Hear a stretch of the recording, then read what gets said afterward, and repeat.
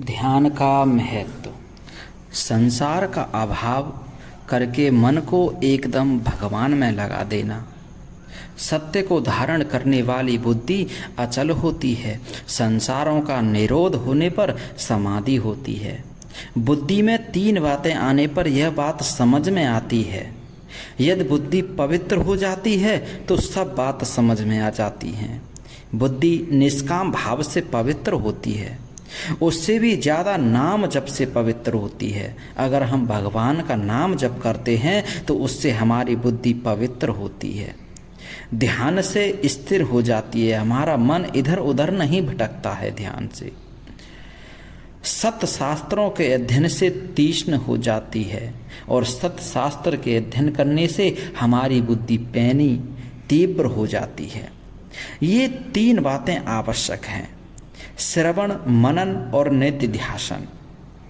यह सब एक ही बात है। भजन, ध्यान, सत्संग, इन तीनों से बुद्धि तीक्ष्ण, स्थिर और पवित्र हो जाती है।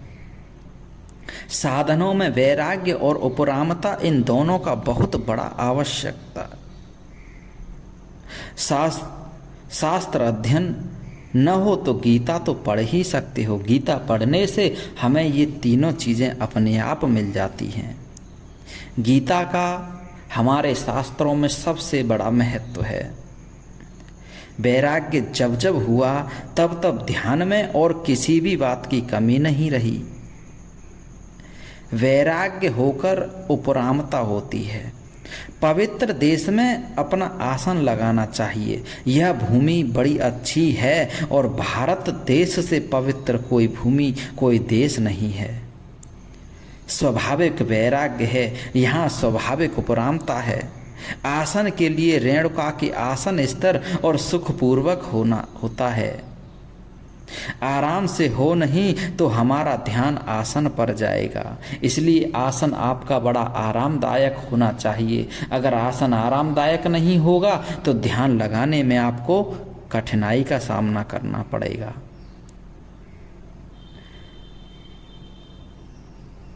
अगर हमारा ध्यान आसन पर जाएगा तो विघ्न बहुत आएंगे और चंचलता और आलस्य को निकाल डालो, फिर ध्यान होगा। आलस्य निद्रा के अंतर्गत आता है।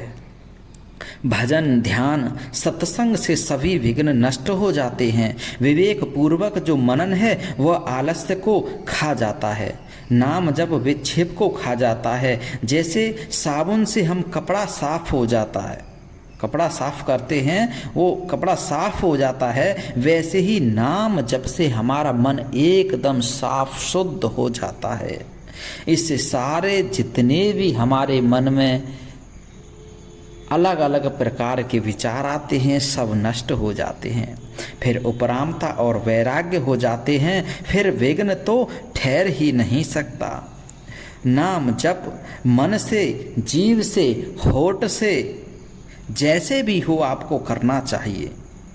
जिह्वा से, श्वास से, आंख बंद नाक करके अनहद शब्दों से जो शब्द होता है उसमें नाम का संबंध जोड़ दें, फिर सारे संबंध श्रेष्ठ हो जाते हैं। जो मन के संकल्प से हो वह मानसिक नाम जप है। यह क्रम से एक से श्रेष्ठ है। स्वतंत्र मन से जप करना बहुत कठिन है।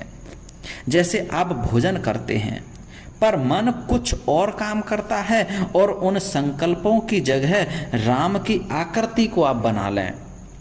यदि यह न हो सके तो राम के जो अक्षर हैं रा और म, उनको वर्ण रूप से देखें। श्वास के नाम एक बार भी कर सकते हैं, बार बार भी कर सकते हैं। अलग अलग विधि हैं, जैसे जो जिसके लिए उचित है वैसे वह कर सकता है। जब साकार का ध्यान हो तब अनुलोम प्रतिलोम हो जाता है। जब निर्गुण का विलय हो तो सूक्ष्म रूप से कारण में विलीन होकर संसार समाप्त हो जाता है। फिर परमात्मा ही रह जाता है। संसार का अभाव होकर प्रकाश दिखाई देता है। फिर ज्ञान में, चिन्मय में, फिर ज्ञान में, चिंतन में विलीन हो जाता है। फिर साकार में चिन्मय होते हैं, फिर प्रकाश में तथा प्रकाश से तेजोमय होकर आँखों का विषय हो जाता है, फिर साक्षात भगवान दर्शन देते हैं। ब्रह्म क्या वस्तु है? ब्रह्म को समझने के लिए आनंद को विशेष महत्व देना चाहिए। ब्रह्म के 16 विशेषण हैं। आपको पता है ब्रह्म के 16 विशेषण हैं। आनंद ही आनंद, जितने नाम बताए वह निर्गुण के विशेषण हैं। जैसे कई ने कहा है अपार आनंद, शांत आनंद, घन आनंद, इसी तरह आनंद के 16 विशेषण हैं। इसका भाव यह समझना चाहिए, आनंद के सिवाय कुछ भी नहीं है। इस बात का निश्चय करके बुद्धि ध्यान करते करते ध्येयाकार हो जाती है, उसके बाद कुछ नहीं रहता। इस प्रकार भगवान का ध्यान करें, फिर संसार में शरीर पड़ा रहे उसको कुछ भी नहीं सूझता।